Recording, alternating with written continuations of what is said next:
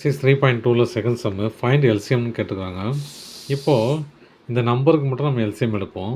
4 8 LCM எடுத்தால் 2 2 4 அப்புறம் 2 1 2 2 1 ஓகேவா. எல்சிஎம் 2 இன்ட்டு 2 இன்ட்டு 2 3 2 இன்ட்டு இதில் எது ஹையஸ்ட்டுன்னு பாருங்கள். எக்ஸில் ஹையஸ்ட்டு எக்ஸ் க்யூப் இல்லையா.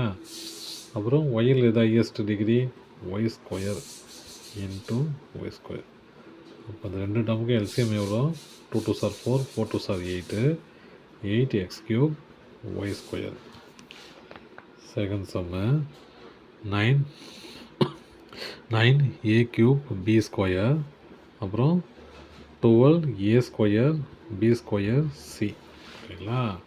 இப்போ அந்த நம்பருக்கு மட்டும் எல்சிஎம் எடுப்போம். 9 12 எடுத்தா 3 சா 2லேயும் எடுத்துடலாம்.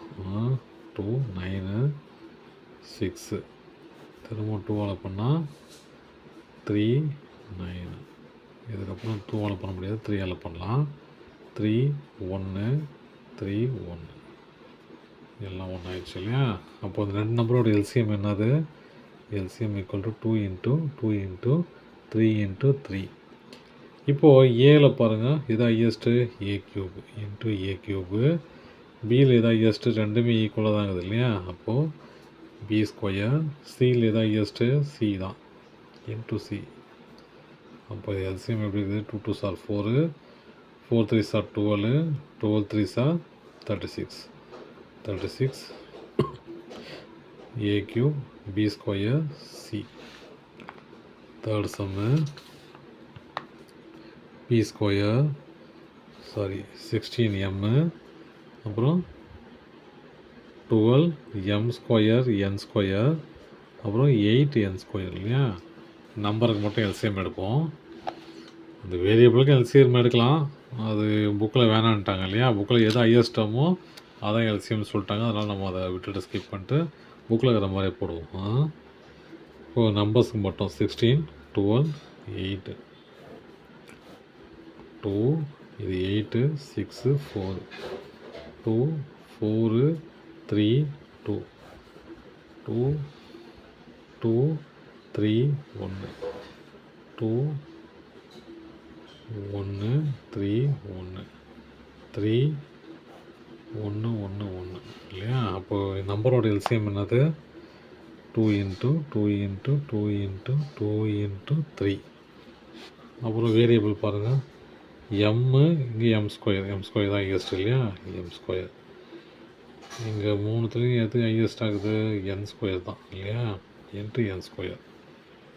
அப்போது 2 2 சார் 4 4 2 சார் 8 8 2 சார் 16 16 3 சார் 48 into M square N square.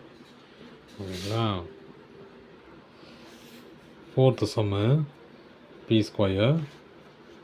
Square minus 3p plus 2 இல்லையா. இது பி ஸ்கொயர் மைனஸ் 4 ரெண்டு டம் கொடுத்துருக்காங்க. இது தனித்தனியாக எழுதிக்கலாம்.